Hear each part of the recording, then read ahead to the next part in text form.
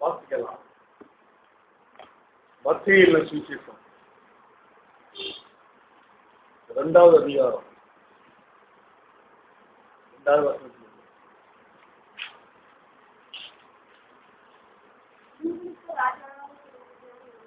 உங்களுக்கு ராஜாவாய் பிறந்திருக்கிறவர் எங்கே?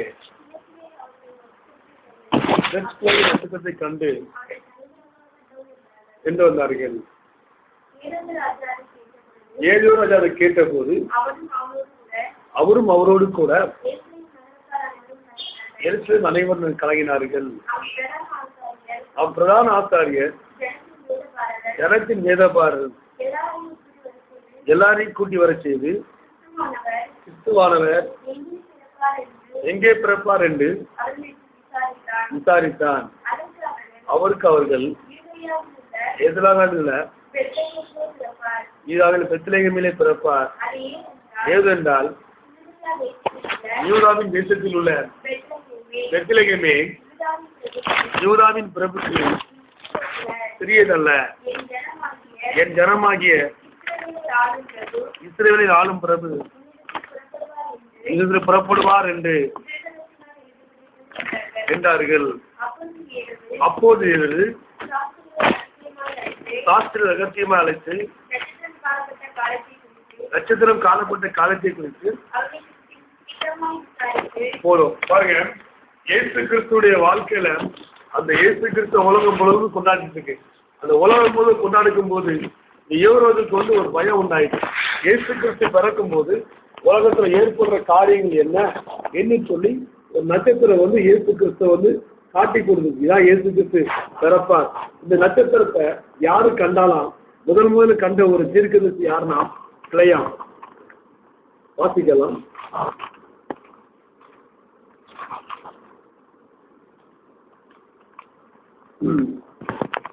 என்னாகமத்தின் புத்தகம் 24:17 சொல்லும்.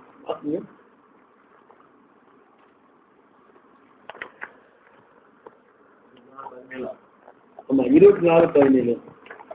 அவரை காண்பேன் இப்போது அல்ல அவரை தரிசிப்பேன் சமீபமாய் அல்ல நட்சத்திரம் யாக்கோபிலிருந்து வரைக்கும் ஒரு நட்சத்திரம் யாக்கோபிலிருந்து செங்கோல் இஸ்ரவேலிலிருந்து எழும்பும். அது மோவாப் நொறுக்கி புத்திரர் எல்லாரையும் நிர்மூலமாக்கும். இன்னொரு வசனம் மீகா தீர்க்கதரிசன புத்தகம். மீகா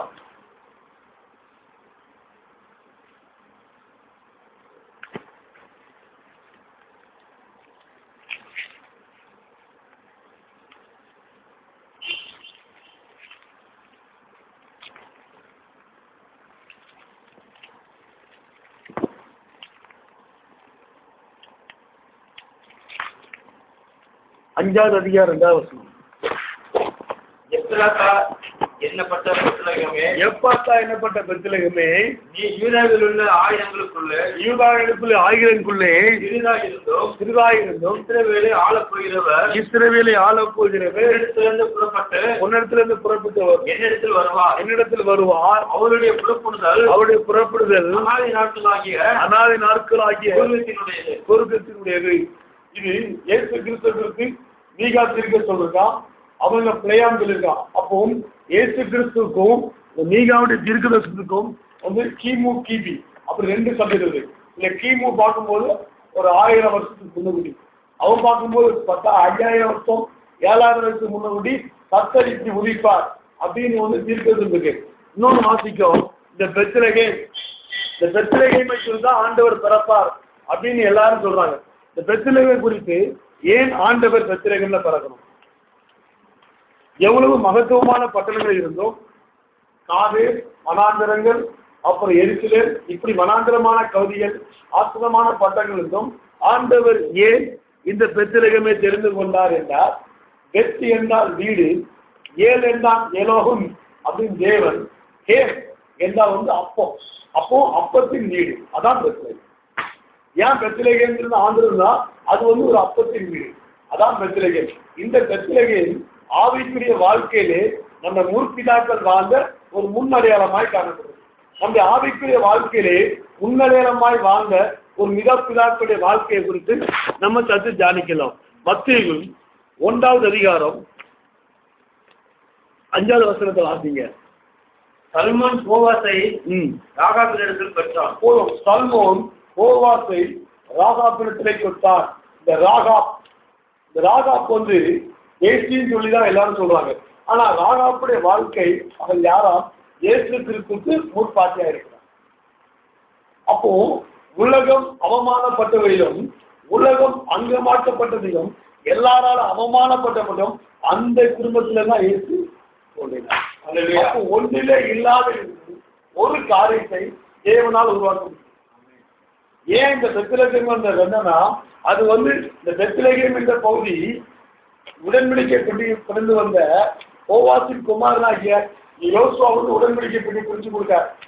எல்லாருக்கும் பங்குகளை கொடுக்கும்போது அப்போ காலேயத்தின் குமாரர்கள் இந்த பட்டத்தை ஆண்டுட்டாங்க. அவங்க தான் இந்த பட்டத்தை வந்து கைப்பற்றிருக்காங்க. அந்த காலேயத்துடைய குமாரர்கள் ஒரு பயிரிட்டு இருக்காங்க போதுமே. அதனாலதான் அந்த இடம் பெத்லகேம் ஆனது. பெத்லகேம்ல ஏன் பிறந்தாருன்னா, இந்த பெத்லகேம்ல மகத்துவமான ஒரு காரியம் நமக்கு பின்னணியா இருக்கு. அதுலதான் போவாஸ் வந்து யூசக்கேதர் அவர்களும் குடியமர்த்திய இடம் பெத்லகேம். 2வது, இயேசு ஏன் மனிதனாய் வர வேண்டும் என்றால், மனித குலம் பாவத்திலே விழுந்தபடியினால் இந்த பாவத்தை நிர்வீதி செய்த ஒரு மீட்கப்படுவதற்கு ஒரு மீட்பு அவசியமா இருக்குது. அதனாலதான் ஒரு மனுஷன் வந்திருக்கிறார். மனுஷர்களை வந்து விழுந்து போயிட்டு பாவத்துல விழுந்து போயிட்டு இதை மீட்பதற்கு ஒரு மீட்பு இருக்கும். பழைய ஏற்பாட்டின் காலத்துல ஒரு இடத்துல இருந்து ஒருத்தர் மீட்குதுன்னா, ஒரு கணவனுடைய புருஷன் வந்து இறந்து போயிட்டுனா அதுல ஒரு தம்பி வந்து இதை கட்டணும். அந்த இனத்தால் வந்து அவங்க மீட்கணும். அந்த இனத்தால் இல்லாட்டா அப்படி மீட்கும்படியாக தான் தேவனே தன்னை மீட்கும்படியா இறந்து போல மாம்சத்தை நீக்கும்படி அவர் தம்முடைய இனத்திலே வர வேண்டியதாக. அதனால்தான் இயேசு மனித இனத்திலே அவர் வெளிப்பட்டார். 2வது, ஆவிக்குரிய பேச்சும் இயேசு கிறிஸ்து ஒரு பாகமாச்சு. அவரு ஆவிக்குரிய பேச்சு, நம்ம மானுஷம் உள்ளவங்க 2 பேரும் இறந்துச்சு. அதனாலதான் வரும்போது அவர் மனுஷகுமாரா வெளிப்பட்டார். உலகத்துக்குரிய பேச்சு வேற, தேவனுக்குரிய காரியம் இல்லை. அது 2 இடத்துலாம் தேவகுமார். அப்ப இயேசு கிறிஸ்துடைய வெளிப்பாடுக்கு ஒரு முக்கியமான காலகட்டம் அவர் மனிதனா இருந்தார், அதே நேரத்தில் அவர் தேவனாகவும் இருந்தார். அந்த உடன்படிக்கை கொண்டு வந்த காலேயத்துடைய குமாரர்கள் பயிரிட்ட இடம் தான் அந்த இடம். அந்த பெத்லகேம்ல இன்னொரு ஆவிக்குரிய சிறப்பு என்னன்னு காணப்பட்டீங்கன்னா, வாசித்து பார்க்கலாம். தாவீதை கர்த்தர் ராஜாவாக அபிஷேகம் பண்ணப்பட்டது இந்த பெத்லகேம். தாவீதை வந்து ராஜாவாக கர்த்தர் அபிஷேகம் பண்ணார். வாசிக்கலாம் 1 சாமுவேல் புத்தகம்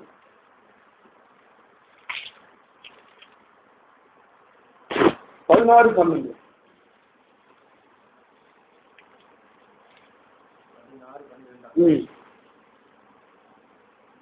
ஆள் அனுப்பி அவனை அழைப்பித்தார். அவன் சிவந்த மேனியும் அழகிய கண்களும் மருந்து ரூபமுள்ளவனாய் காணப்பட்டார்.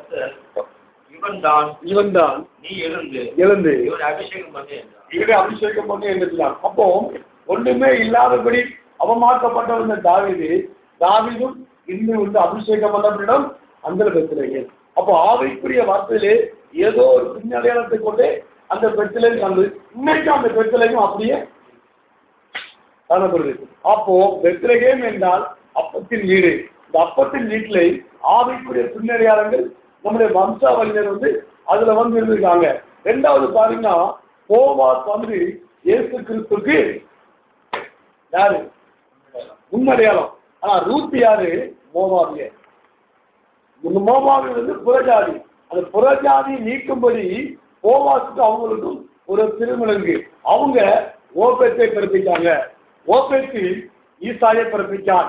ஈசாய் தாவீதுக்கு தகப்பனாயிட்டாங்க. புரியுதா உங்களுக்கு? அப்போ ஆவிக்குரிய பேச்சுல ஒவ்வொரு வம்சாவளியில தான் தேவன் வரார். மற்றவங்களுக்கும் மற்ற ஆட்களுக்கு வம்சாவளி கிடையாது. இவங்க அங்க பிறந்தாங்க, அவங்க இந்த பண்ணாங்கன்னு சொல்லி சென்றுகள் சாப்பிட்டு கிடையாது. ஆனா அந்த இயேசு கிறிஸ்து பிறந்ததுக்கு வம்சாவளி உண்டு. அவர் மாமிசகத்துல வெளிப்பட்டதுக்கு புறஜாதியா இருக்கிற நம்மை நீக்கும்படியாக தான் இயேசு உலகத்துல வெளிப்பட்டார். இது ஆவிக்குரிய ஒரு பின்னணியில உனக்கு. நம்ம ஊர்ல கிறிஸ்துவ படிச்சா ஃபர்ஸ்ட் எடுத்தோடனே ஏசு அங்க பிறந்தாரு எல்லாரும் பாட்டு பிடிப்பாங்க. இது நம்ம நீங்க அது பழக்கமா எல்லாருமே செய்தி கேட்டிருப்பீங்க. தாத்தாவும் செய்தி கூட அப்படித்தானே இருக்கும். இந்த செய்தி வந்திருக்காங்க. தாத்தாவுக்கு செய்தி நீங்க இங்க கேட்டிருக்க மாட்டீங்க. போக மாட்டேன், செய்தி கேட்டிருக்க மாட்டீங்க. ஒரு காலம் இந்த செய்தி இப்படி வர. அப்போ நமக்கு முற்பிதாவாகிய யாரா? நம்முடைய முற்புதா யாரு? போவான். நம்முடைய குறிப்பிடாது ராகா. அப்ப ராகாக்கு இல்லாதவர்களை அவமானப்படுத்தப்படுவார். ஒரு சாட்சினா அவங்கள மதிக்க மாட்டாங்க. அவங்க ரொம்ப அவமானப்பட்டவங்க, உலகத்தில் அவமானப்பட்டவங்க. அந்த இடத்தையும் ஆண்டவர் நேசித்தார். அவர்தான் நம்முடைய இயேசு. அப்ப ஒன்றிலே அவமானப்படும்படி அதையே நேசித்து அவனை முற்பாய்ந்தால் அப்ப இயேசு கிறிஸ்து அன்பு எவ்வளவு பெரிய அன்பு. அதனாலதான் அந்த உலகத்துல மனிதனாய் அவர் வெளிப்பட்டார். நம்மளை மீட்கும் பொருளாக. அதான் இனத்தால் மீட்கும்.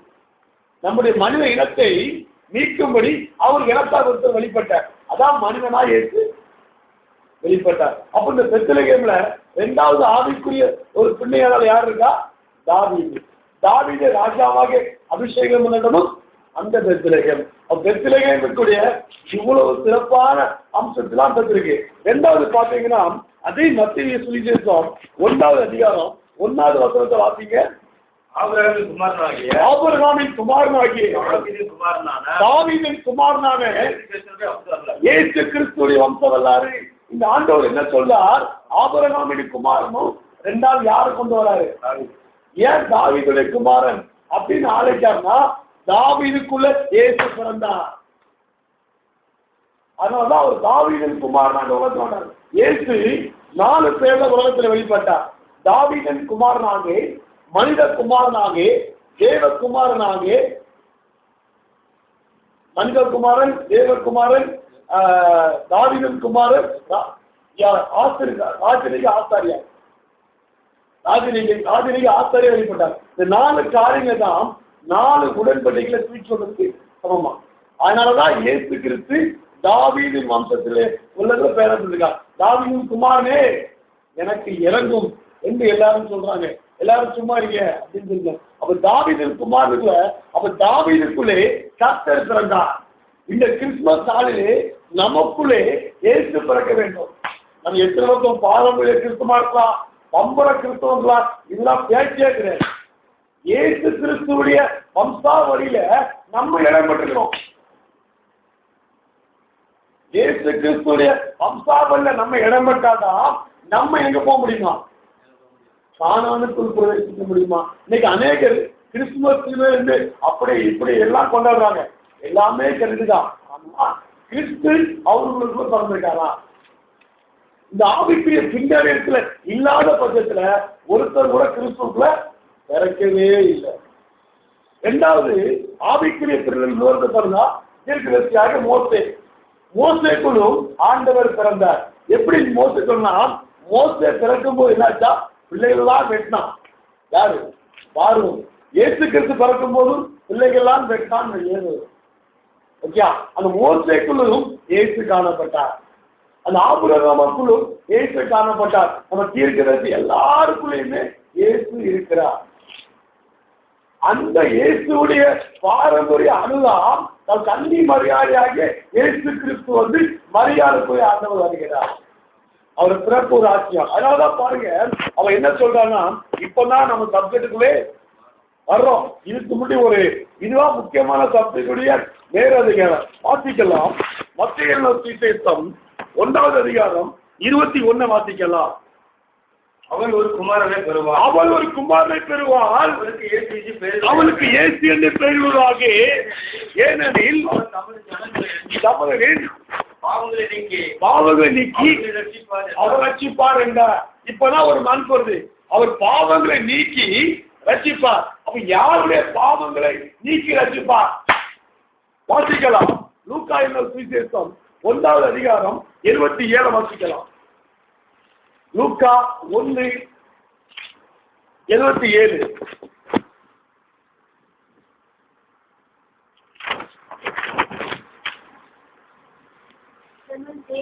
நம்ம தேவனுடைய உருக்கமான இரக்கத்தினாலே அவருடைய ஜனத்துக்கு பாவ மன்னிப்பா ரட்சியை தெரியப்படுத்தவும் வாழ்ந்து போவாய். அப்ப பாருங்க, தேவனுடைய உருக்கமான இரக்கத்திலே அவருடைய ஜனத்துக்கு பாவ மன்னிப்பாக ரட்சிப்பு. அப்போ இயேசு இந்த உலகத்துல வந்ததுக்கு நோக்கம் என்ன? பாவ மன்னிப்பாக ரட்சிப்பு. அந்த பாவ மன்னிப்பாக ரட்சிக்கப்பட்டாதான் அவங்களுடைய வாழ்க்கையில மரணம் இல்லை. பாவ மன்னிப்பாக மீட்பு யாருடைய வாழ்க்கையில இல்லையோ அவங்களுடைய வாழ்க்கையில மரணம் இல்லை. இயேசு கிறிஸ்து மத்தேயு சுவிசேஷம் 14வது அதிகாரம்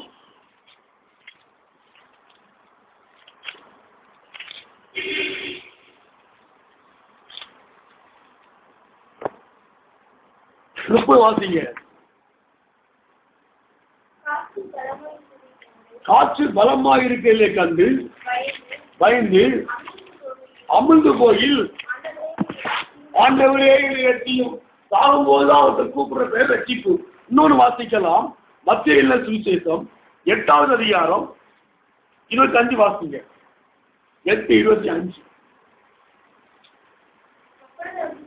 அப்போது அவருடைய சீஷர்கள் அவரை எழுப்பி ஆண்டவரே எங்களை ரட்சியும் மருந்து போகிறோம் இல்லை. அப்போ இயேசு கிறிஸ்துக்குள்ள ஒரு பாவ மன்னிப்போ ரட்சிப்பும் பலியாகத்தான் இயேசு இந்த உலகத்துல மனிதனாய் அவதரித்திருக்கிறான். முதல் கான்செப்டை தான் பாவ மன்னிப்பும் ரட்சிப்போம். நான் கதை பேசவோ இல்லை கும்படி அடிக்கவோ இல்லை, கரெக்டா சந்தோஷமா பேசுறேன். பாருங்க, மனித சாவுக்கு போகாதபடி காப்பாத்தார். இத நம்ம பழைய தீர்க்கதரிசி ஒருத்தர் இதே மாதிரி ஒருத்தர் டெபுடேஷன் பண்ணார். அது யாருன்னு பார்க்கலாம். யோனா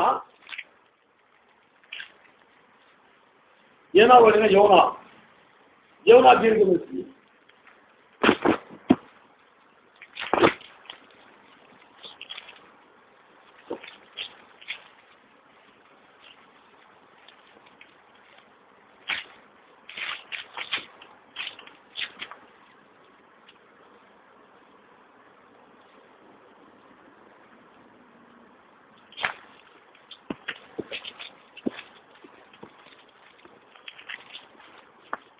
யோனா 2வது அதிகாரம் 9வது வசனம் வாசிங்க.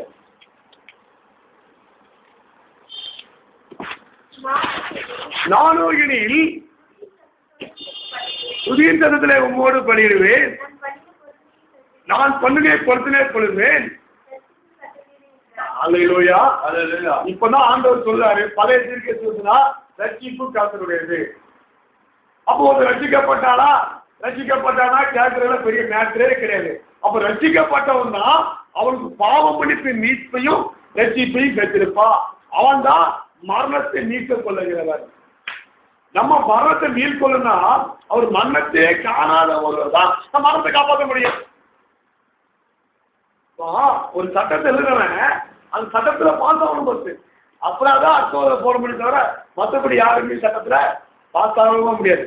ஒரு ஓட்ட பண்ணி ஓடுற வீடம் கூட அது ஒழுங்கும் கிரகமா ஓடினாதான் அவனுக்கு பட்டம், இல்லைன்னா யாருக்குமே பட்டம் கிடையாது. அப்படி உலக பிரமாணத்திலே அவ்வளவு சட்டத்திட்டங்களை வச்சிருக்கும் போது இயேசு கிறிஸ்து நம்முடைய சொந்த குமாரனை இன்னொரு வாசிக்கலாம்.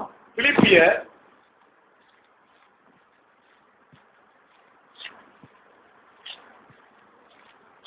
2வது அதிகாரம்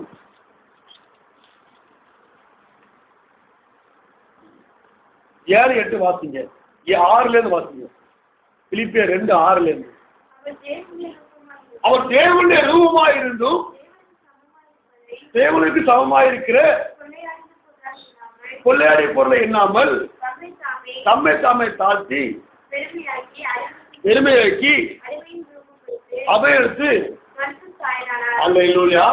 அவர் எப்படி வந்திருக்காராம்? மனுஷர் சாயலாய் வந்திருக்கார். இதான் கிறிஸ்துவின் பிறப்பினுடைய மெயின் பத்து. அப்ப கிறிஸ்து உலகத்துல பிறந்திருக்கிறார், ஒவ்வொருத்துக்குள்ள பிறந்திருக்கிறார் அப்படின்னு சொன்னவன் மாத்திரம்தான் நித்தியத்துக்குள்ள பிரயோஜிக்க முடியும்.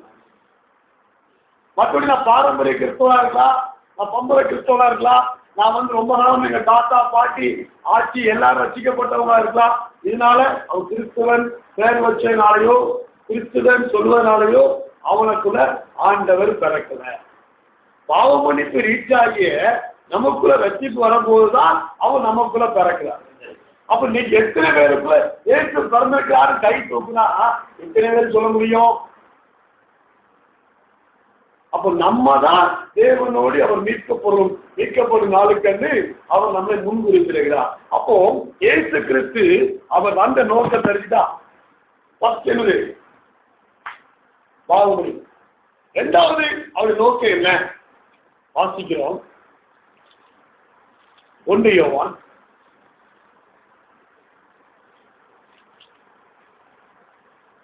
2:25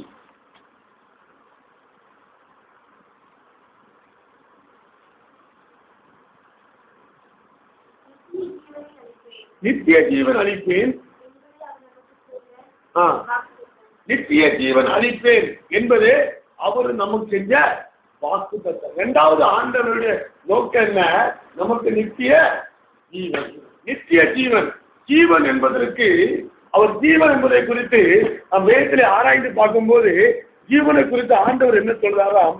யோவான் பரிசுத்த யோவான் 6வது அதிகாரம் 54-55 வாசிங்க.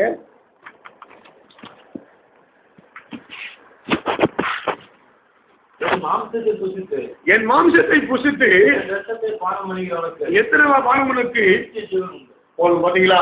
அவர் மாம்சத்தை புசித்து அவர் ரத்தத்தை பானமனுக்கு அவருக்கு நித்திய ஜீவன் உண்டு. அடுத்தது நான் அவனை நான் கடைசி நாள் எழுப்புவேன்.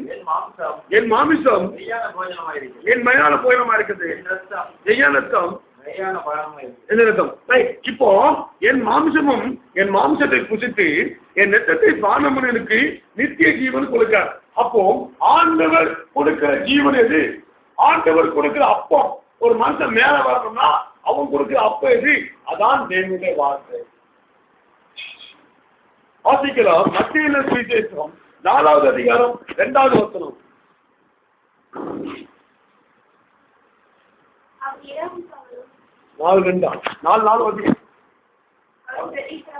அவர் பிரதிரியமாக மனுஷன் 50 நாள் மாத்திரமல்ல தேவனுடைய வாயிலிருந்து புறப்பட்டிருக்க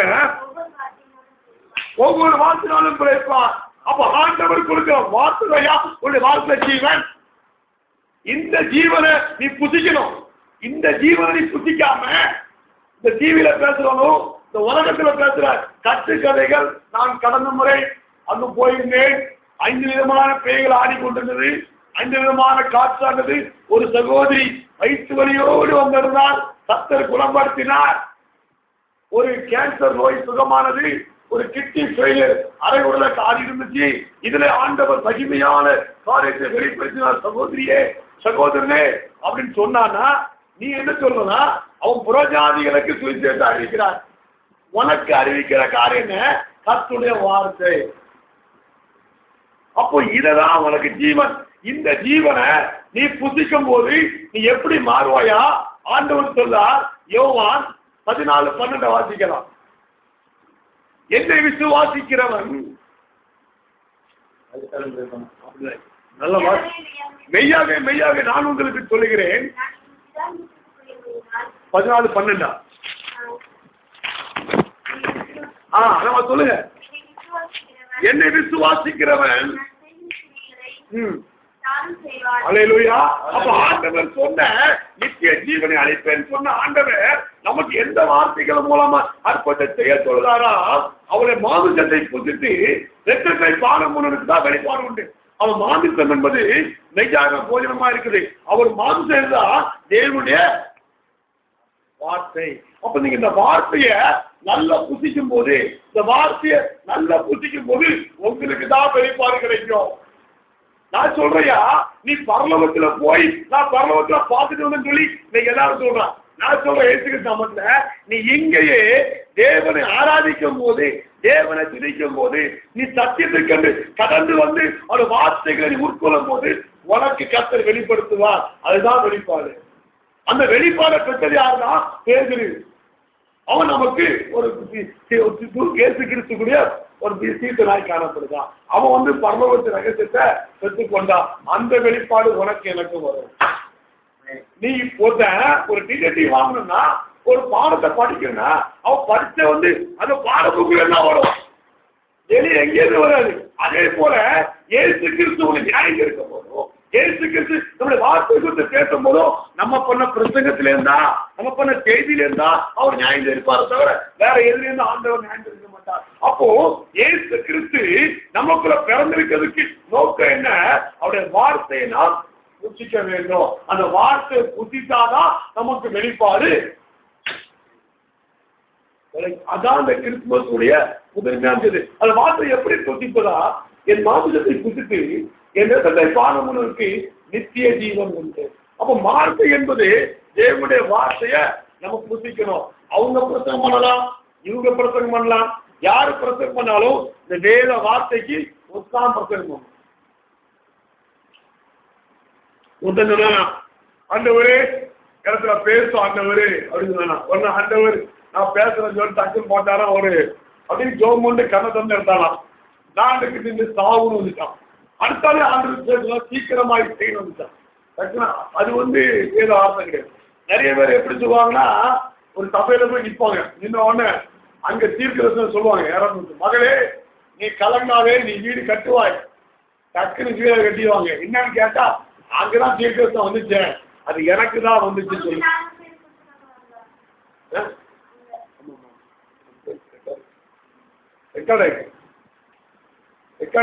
அப்போ என்ன ஒரு கதைன்னு கேட்டீங்கன்னா, அப்போ மகளே சொல்லும் போது இவங்க மகளேன்னு சொல்லிதான் உங்க பீஸா வைக்கிறதுக்கு போலாம். டெய்லி பாம்பே ஹைதராபாத் அந்த நாட்டு இது துபாயில.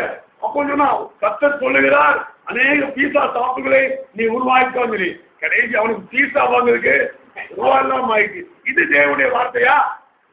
இன்னைக்கு அநேக கிறிஸ்தவங்க என்ன சொல்றாங்க, நான் கிறிஸ்தவ கூட்டத்துக்கு வந்தா போதுமா, எனக்கு ஆசிர்வாதம் கிடைக்கும், நான் அப்படியே தான் இருப்பேன். நீ தந்து வருவேன், கேரளா உட்காருவேன், நீ பிரசங்கம் பண்ணு, நீ ஜெபம் பண்ணு, நீ எனக்காண்டு தலையில கழிச்சு ஊக்கமாய் ஜெபம் பண்ணு, கர்த்தர் என்னை ஆசீர்வதிப்பார். அப்படி பாஸ்டர் போய் அவன் தலையில கழிச்சு அவனுக்கு ஊக்கமா ஜெபம் பண்ணி கர்த்தர் அவனை, அதுதான் ஆசீர்வாதம். இன்னொருத்தன் சொல்றான், அவருக்கு என்ன பேரை சொல்லி கூப்பிட மாட்டாதான். இன்னொருத்தன் சொல்றான், அவருடைய கை வந்து தலையில வைக்கணும், வச்சாதான் என் வாழ்க்கையில.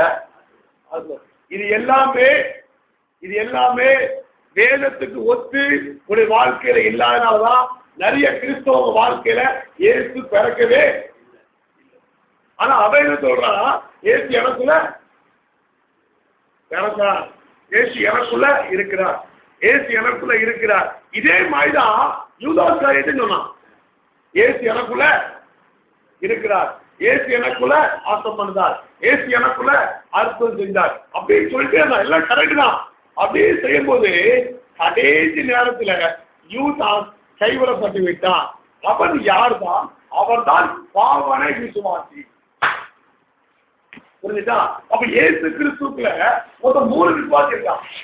இந்த கிறிஸ்துவ ஆட்கள்ல நம் விசுவாசி 3 விசுவாசி இருக்கான். ஒருவர் பாவனை விசுவாசி, இன்னொருவர் அவிசுவாசி, ஒருவர் விசுவாசி. நாங்க 3லே எந்த கேட்டகரியில நம்ம இருக்கோம்?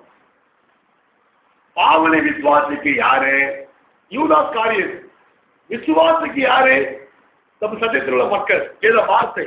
ஆனா அவிசுவாசி யாருன்னா இந்த உலகத்தில் உள்ள ஜனங்கள்.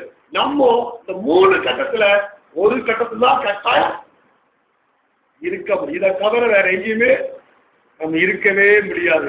ஒண்ணு நல்லவனா இருக்கணும், இன்னொன்னு நடுத்தரமா இருக்கவே முடியாது. ஆனா இயேசு கிறிஸ்துவோட ஊழியம் செய்யும் போது பிசாசு யாரு ஓட்டினா? யூதாஸ் காரியத்தை ஓட்டினா. நோயை யார் தீர்த்தா? யூதாஸ் காரியத்தை தீர்த்தா. தீர்க்கதரிசனமா ஒண்ணு சொன்னான். வாசிக்கலாம். மத்தேயு சுவிசேஷம் 10வது அதிகாரத்துல இதை குறித்து சொல்லப்பட்டிருக்குது. வாசிங்க.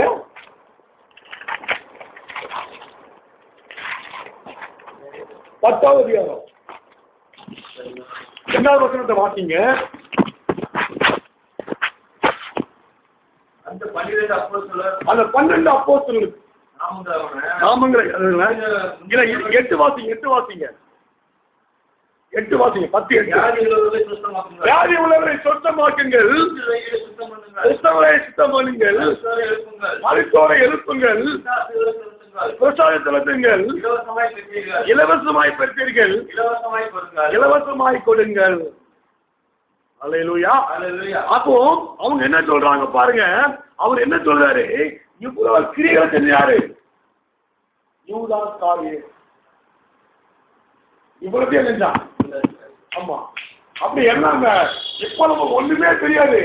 எவன் பாவன விசுவாசி, எவன் விசுவாசி, எவன் அவிசுவாசி. நீ இன்னைக்கு எப்படிப்பட்ட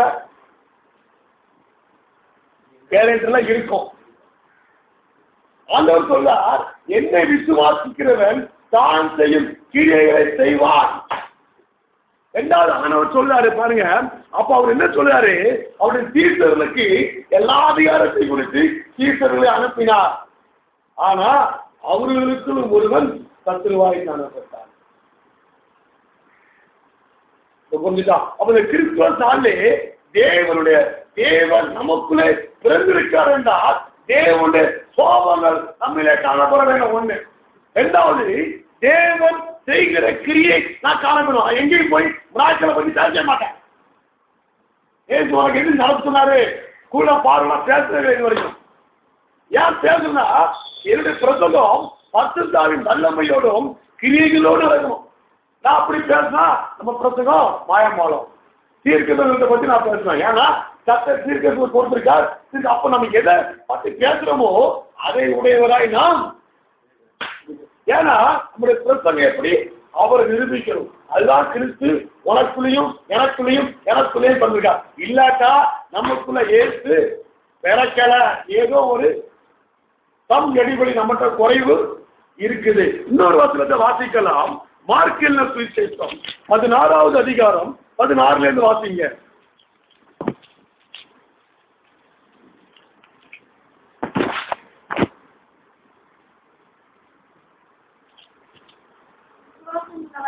விசுவாசம் உள்ளவனாகி ஞானஸ்நானம் பெற்றவன் ரட்சிக்கப்படுவான், விசுவாசியாதவனோ ஆக்கினைக்குள்ளாக திருப்பப்படுவார்.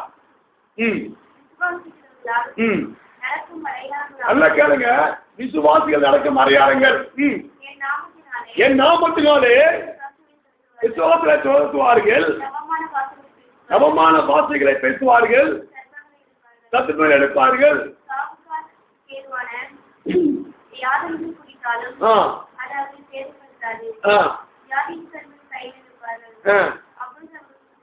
அப்போ இயேசு கிறிஸ்து உனக்குள்ள பிறந்திருக்கிறார் சொல்லி நீ கிறிஸ்துவன் சொன்னான்னா அந்த கிறிஸ்துவ இந்த விசுவாசிக்குரிய காரியத்தை பின்பற்றாட்ட அவன் என்ன பண்றான், அவனுக்குள்ள ஒரு மாயமான கிரியை காணப்படுது. அது எந்த விசுவாசியா இருந்தாலும் பரவாயில்ல, எந்த ஊழியக்காரர் இருந்தாலும் பரவாயில்ல, அதை பத்தி நான் சொல்லப்படல. நான் சொல்றது தேவனுடைய வார்த்தை. தேவன் உனக்குள்ள பிறந்திருந்தா இந்த கிரியைகளை கட்டாயம் செய்யணும். இல்லாட்டா தேவன் நமக்குள்ள பிறக்கவில்லை. நீங்க பிறக்கிறதுக்கு உங்களை ஆயத்தப்படுத்த வேண்டும். இதான் விசுவாசி. நீங்க 15 வருஷம் விசுவாசி, 20 வருஷம் விசுவாசி, 30 வருஷம் விசுவாசி, 40 வருஷம் விசுவாசி தான் சொல்லலாம். அவன்கிட்ட போய் ஒரு ஜெபமா சொன்னா என்ன சொல்றான்னா, எனக்கு அந்த அதிகாரம் இல்ல. எப்படி ஐயா அதிகாரம் இல்ல? இல்ல யாரையா இல்ல? இயேசு கிறிஸ்து உன்னை சீசராக்கி வச்சிருக்கார். உனக்கு அதிகாரம் இல்லை என்றால் நீ ஏதோ ஒரு காரியத்திலே தவறான போதனைகளே நீ உட்பிரவேசிக் கொண்டிருக்கிறார். நீ விசுவாசினா இது எல்லாம் நடக்கணும். இல்லையா நீ விசுவாசியே இல்ல, உனக்கு ஏசுக்கும் சம்பந்தம் கிடையாது. நீ கடைசி யூதாஸ் காரியத்து நிலைதான் நம்முடைய விசுவாசிகளுக்கு நடக்கும். ஏன்னா இவங்க ஏமாத்திட்டே இருப்பாங்க. ஜாங்க சொல்லி கடைசி ஆண்டவர் வரும்போது ஏமாற்றப்பட்டு விடுவாங்க.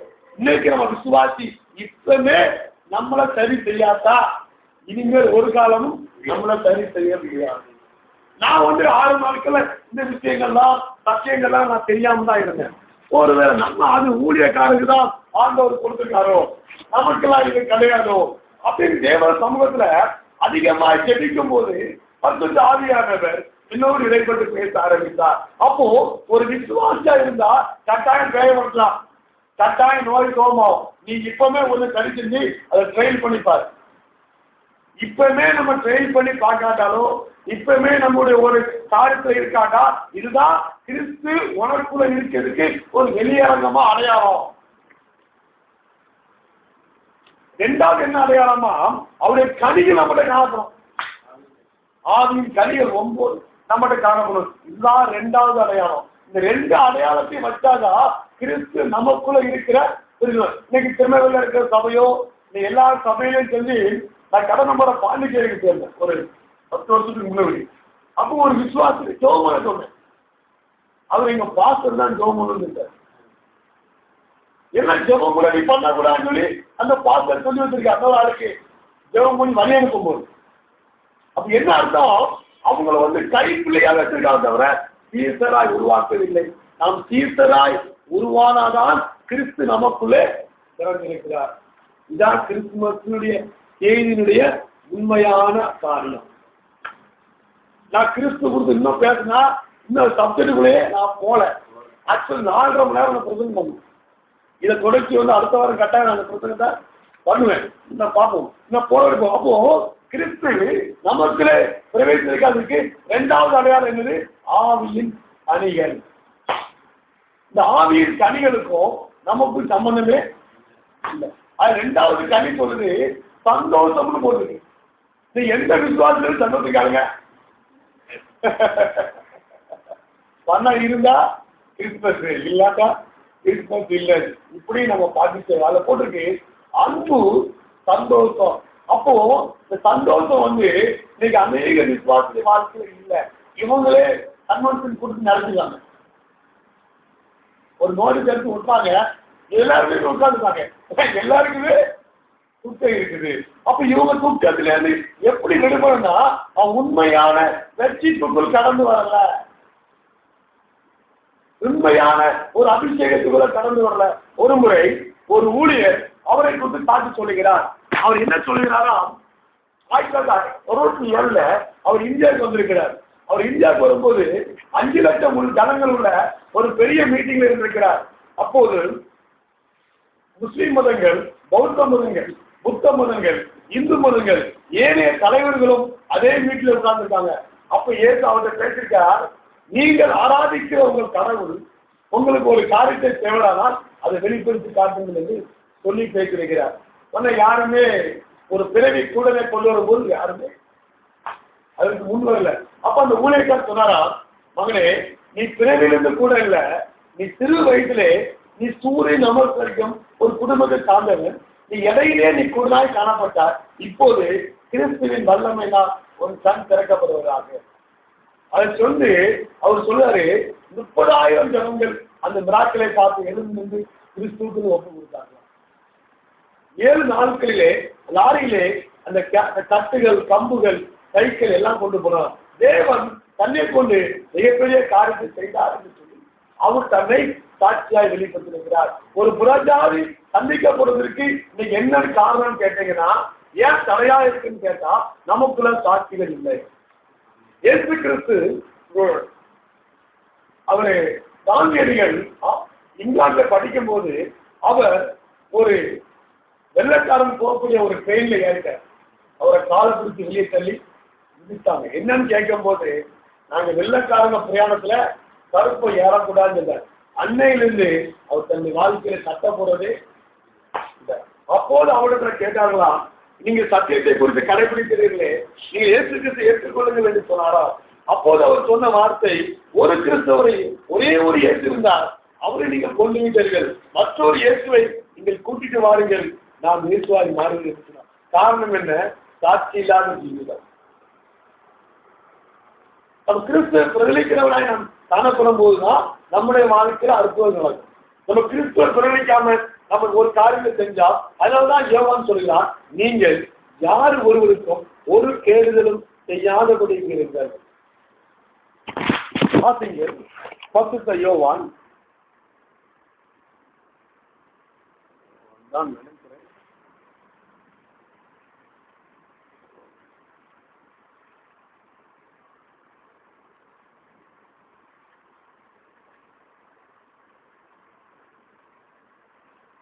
லூக்கா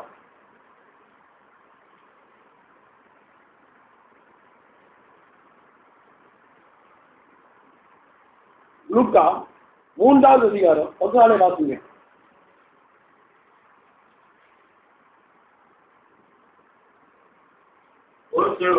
போர்ச்சேவர்களும் அவனை நோக்கி என்ன செய்ய வேண்டும் என்று கேட்டார்கள். அதற்கு அவன் இடுக்கம் செய்யாமலும் போதும். பாத்தீங்களா, ஏவான் சொல்ற ஒரு காரியம் என்னன்னு பாத்தீங்கன்னா, நீங்கள் ஒருவனுக்கும் இடுக்கம் செய்யாமலும். இந்த கிறிஸ்தவங்க ஒருவனுக்கு இடுக்கம் செய்யாமதா இந்த கிறிஸ்தவத்தை குறித்து ஒரு நல்ல செய்தி உலகத்துல தரும்.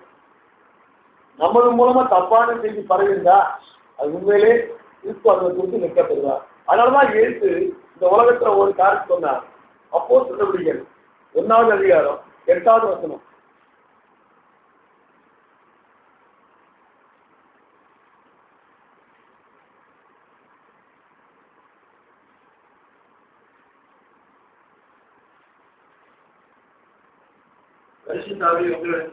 பரிசுத்த ஆவியான ஒரு உலகத்தில் வரும்போது நீங்கள் பலனடைந்து எருசலேமிலும் யூதேயா முழுவதும் சமாரியாவிலும் கடைசி மருத்துவம் எனக்கு சாட்சியா இருக்கிறது.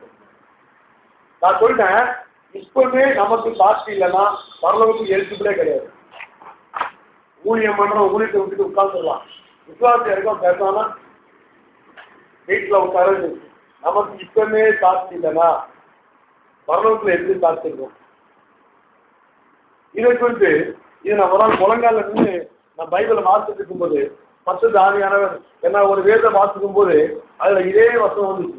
அந்த வசனத்தை நான் வாசிக்க தீர்மானிக்கலாம். பிலிப்பியர் நினைக்கிறேன்.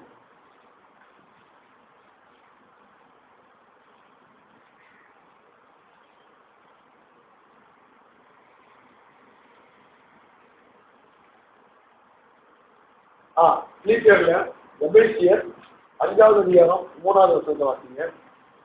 மேலும் நல்ல பரிசுத்தவான்களுக்கு ஏற்றபடி வேசித்தனமும் அசுத்தமும்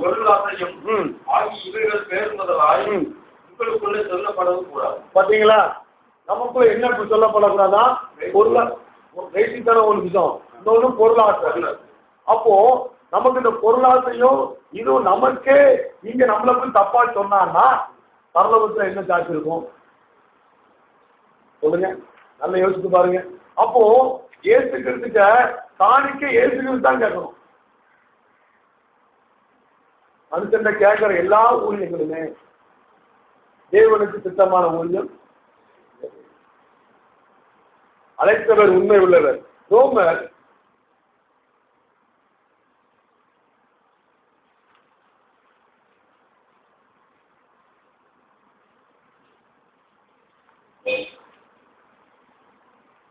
13வது அதிகாரம் 14வது அதிகாரம் கடைசி வசனத்தை வாசிக்க 23 வாசிக்க 14, 23. ஒருவன் சமுத்திய குறைவாக புத்தித்தால் அவன் விசுவாசத்தினால் புத்திக்கிறபடினால் ஆக்கிரக்குள்ளாக சேர்க்கப்படுகிறான். விசுவாசத்தினாலே வராத யாவும் பாவம். அப்ப பாத்தீங்கன்னா விசுவாசத்தினால் வராதுமே யாவுமே பாவம். இந்த கிறிஸ்தவனுடைய வாழ்க்கையில இந்த விசுவாசத்துடைய தன்மைகளை அவன் கொண்டு வந்து கிரியை நடப்பிக்காதனாலதான் இந்த கிறிஸ்தவனுடைய வாழ்க்கையில சோதனை. ஒரு முறை சங்கராச்சாரியரே ஒரு கிறிஸ்தவன் போய் சந்தித்தானா, ஐயா சங்கராச்சாரியரே, என் வாழ்க்கையிலே சமாதானம் இல்லை, நான் உங்களுடைய மதத்துக்கு மாறிவிடலாம் என்று தீர்மானிக்கிறேன் என்று சொன்னார். அந்த சங்கராச்சாரியரே நல்ல பைபிள் படித்தவர். அவர் கிறிஸ்டியன் காலத்துல பைபிள் படிச்சு நல்ல ஒரு இருந்தாரு. பைபிளை பற்றி அவர் நல்லா தெரியும் சங்கராச்சாரியருக்கு. அப்போ சொன்னாரா, வேதத்திலே அநேக நல்ல விஷயங்கள் இருக்குது, நீ போய் அங்க போய் கற்றுக்கொள்ளுப்பா அப்படின்னு சொல்லி அவர் சொன்னாராம். காரணம் என்ன சொல்லணும்னா, நமக்குள்ளே ஒரு விசுவாசம் இல்லை. அதான் இவர் சொல்றார், விசுவாசத்தினால் வராது யாவும் பாவம். நீ தேவன் என்று கேட்காம எந்த மனுஷனை கேட்டாலும் எந்த ஒரு இதை கேட்டாலும் உனக்கு வந்து பாவம் சேருது. இதை குறித்து நம்முடைய முற்பிதாக்களும் இதே நமக்கு பிரசங்கித்திருக்கிறார்கள். அதை தான் நாம் பிரசங்கிக்கிறோம். வாசிக்கிறோம். ஆதியாகமத்தின் புத்தகம் 23:9 நம் புறப்புகாவாகிய ஆபிரகாம் ஒரு காரியத்தை சொல்கிறார்.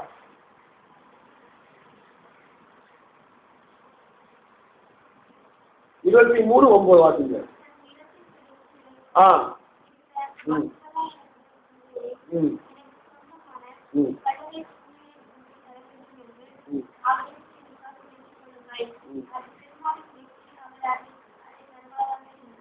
சரிங்களா? இன்னும் ஒரு பெரிய ராஜா, உலகத்திலே பெரிய ஆச்சரிக்கப்பட்ட அந்த ஆபிரகாம் இடத்துல போய் சொல்றான், என் மனைவிக்கு ஒரு கல்லறை கொடுப்பான்னு சொல்லி.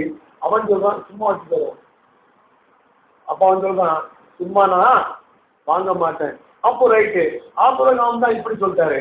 அவர் ஒருவர் தப்பு பண்ணிருக்கலாம். இன்னொரு ஆளை பார்க்கலாம்.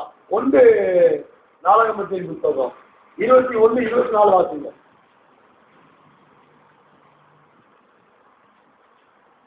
1 நாளாகமம் 21-24.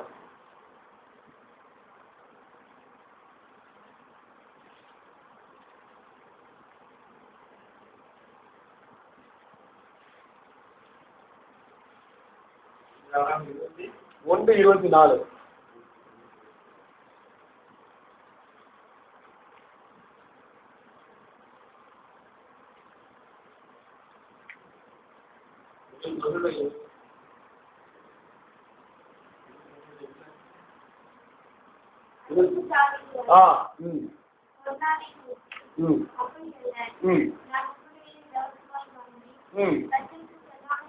பாத்தீங்களா? உன்னுடைய நான் இலவசமாய் வாங்கி கர்த்தருக்கு சர்வாங்கம் பண்ணி செலுத்தவில்லை, அது பெரும் விலைக்கே வாங்குவேன். இப்ப புரிஞ்சுட்டா உங்களுக்கு?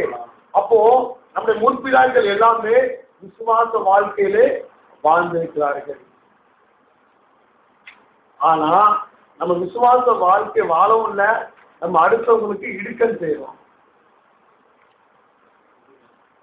இடுக்கன் மீன்ஸ் வந்து நீங்க வந்து எனக்கு வந்து இதை செஞ்சிருங்க அப்படின்னு சொல்லும் போது சாட்சி இல்லாம இடைஞ்சல் பண்றது. நீ கட்டாயம் செஞ்சு ஆகணும், டிமாண்ட் பண்றது, அது இடுக்கன் தான்.